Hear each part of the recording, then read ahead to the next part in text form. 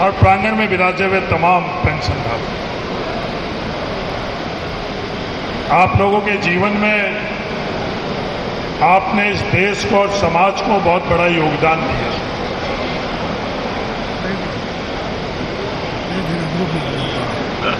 इस देश के अंदर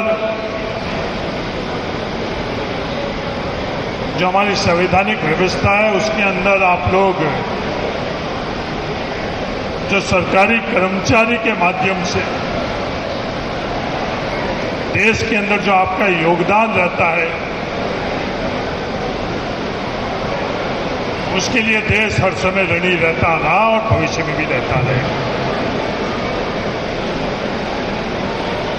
सरकारी कर्मचारी के तौर पर आपने विभिन्न विभागों के अंदर जो योगदान किया उसके माध्यम से आज दुनिया के अंदर देश की ये बुलंदियां हैं।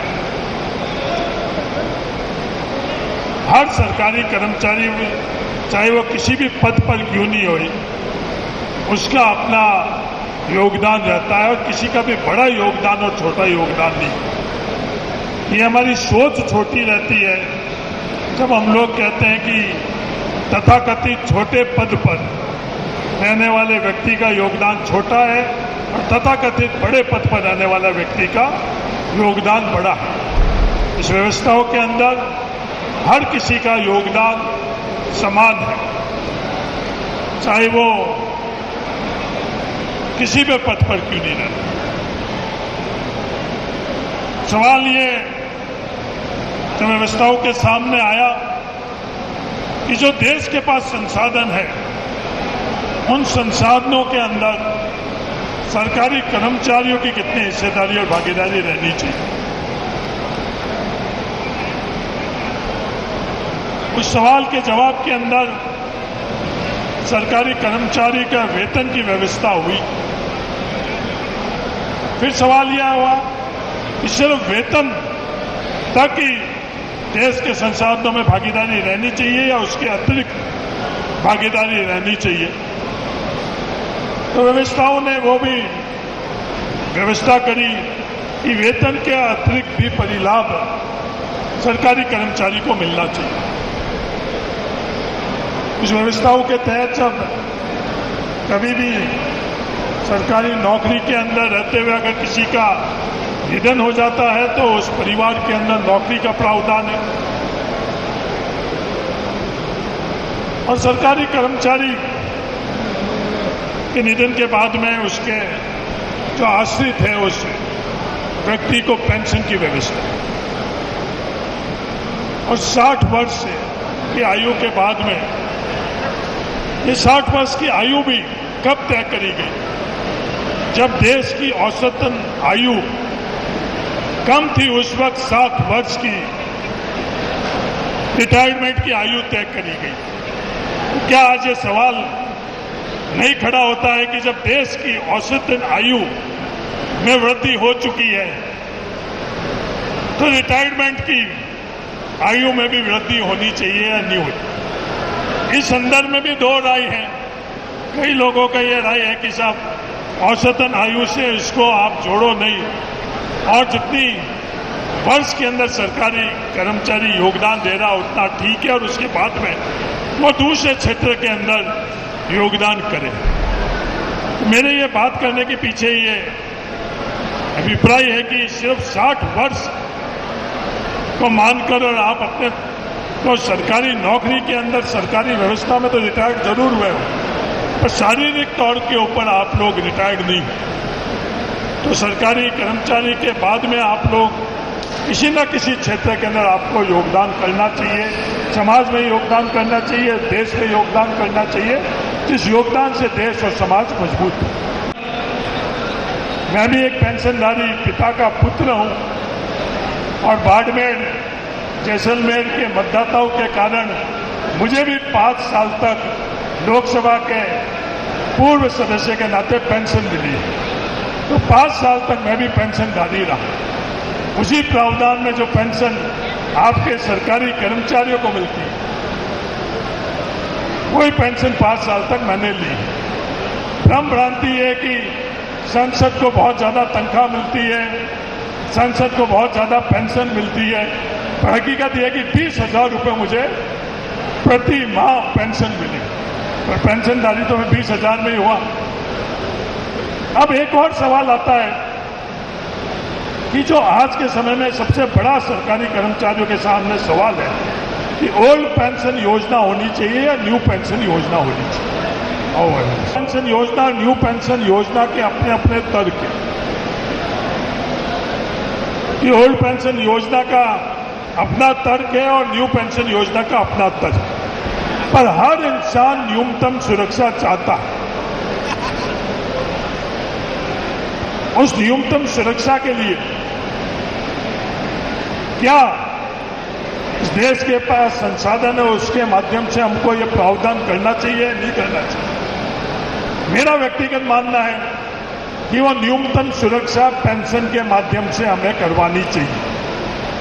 जो न्यू पेंशन योजना है उसको अपन बाजार से लिंक किया हुआ है। आज हम लोग बाजार का अध्ययन करें, क्या बाजार स्थिर है? जो दुनिया में सबसे मजबूत आर्थिक बाजार थे वो भी स्थिर नहीं रहे। उन बाजारों के अंदर भी कई दफे जो आप लोगों ने पूंजी निवेश की, उस मूल पूंजी से भी बहुत ज्यादा, ब्याज तो अलग बात, उस मूल पूंजी के अंदर भी नुकसान हुआ है। ये पूरी दुनिया में कई दफे हम लोगों ने देखा। तो क्या ये सरकार इस चीज की गारंटी दे? पेंशन क्या है? जो ओल्ड पेंशन थी कि सरकार गारंटी देती थी कि आपको इतने जो राशि है वो प्रत्येक महीने में मिलेगी, और वो सरकार की गारंटी हटकर और बाजार के ऊपर छोड़ना पेंशनधारी को सही है या गलत है, ये सवाल है। इस सवाल के ऊपर भी पूरे देश को सवाल समझना चाहिए और देश को ये तय करना चाहिए, फैसला करना चाहिए कि देश का संसाधन है, ये संसाधन किसका है?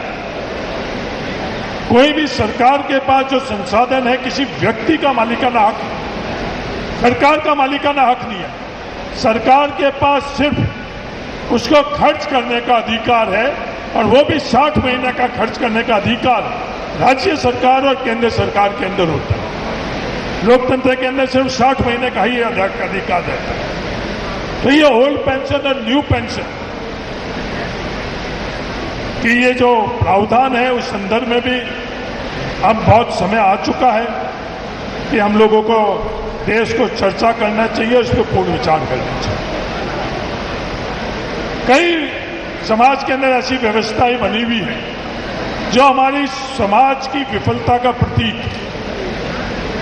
उसमें से एक सबसे बड़ी समाज के विफलता का प्रतीक वृद्धाश्रम। जब परिवार और समाज उस वृद्ध व्यक्ति की देखभाल नहीं कर सकता, उन परिस्थितियों में उस वृद्ध व्यक्ति को अपन वृद्धाश्रम भेजते।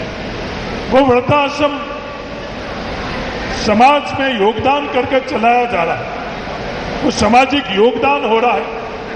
उस वृद्ध की उस परिस्थिति में वृद्धाश्रम हम भेज रहे हैं, पर क्या ये समाज के लिए कलंक है या नहीं है? मेरा मानना है ये समाज के लिए सबसे बड़ा कलंक है। जिस समाज के अंदर वृद्धाश्रम है वो समाज कहलाने के लायक है या नहीं है, ये सवाल हम लोगों के सामने है।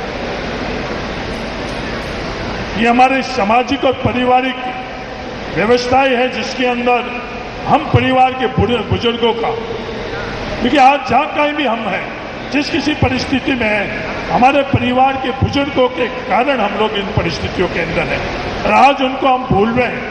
समाज के तौर पर भूल रहे हैं, देश के तौर पर भूल रहे हैं, परिवार के तौर पर भूल रहे हैं। क्या ये सही है गलत है? धर्म और अधर्म क्या है? धर्म और अधर्म यही है।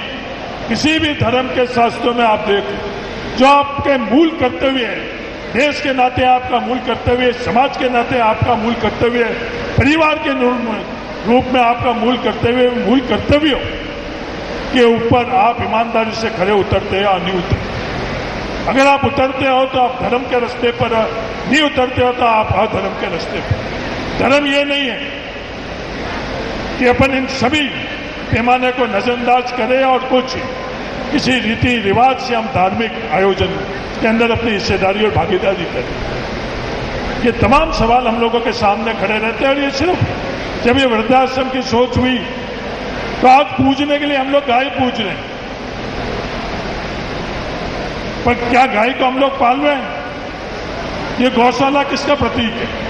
जब समाज गाय पाल नहीं रहा है तब जाकर उस गौशाला के ऊपर करना पड़ रहा है। तो ये अगर प्रवृत्ति अपन लोगों की बढ़ती जाएगी तो हर दिशा के अंदर ये प्रवृत्ति बढ़ेगी। जो हमारा मूल जिम्मेवारी है, उस मूल जिम्मेवारी में जो भी हम लोग कर सके, जो हमारी मूल जिम्मेवारी है उसको हमको निभाना चाहिए। बालोद तो नया जिला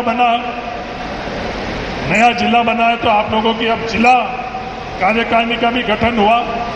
आप तमाम लोगों को भारत का सबसे तेजी से बढ़ता हुआ डिजिटल न्यूज चैनल जिसका परिवार 4,17,000 लोगों से भी ज्यादा बढ़ रहा है, वो संवाद न्यूज चाहता है हर जिले और हर राज्य में मीडिया पार्टनर्स। तो अगर आप बनना चाहते हैं संवाद न्यूज के पार्टनर्स तो कांटेक्ट करें नीचे दिए गए नंबर्स पर। इसके अलावा अगर आप वीडियो एडिटर बनना चाहते हैं या फिर न्यूज इंडस्ट्री में बतौर इंटर्न सब सीखना चाहते हैं तो संवाद न्यूज के जयपुर हेड ऑफिस में काम करने के लिए संपर्क करें स्क्रीन पर दिए गए नंबर पर।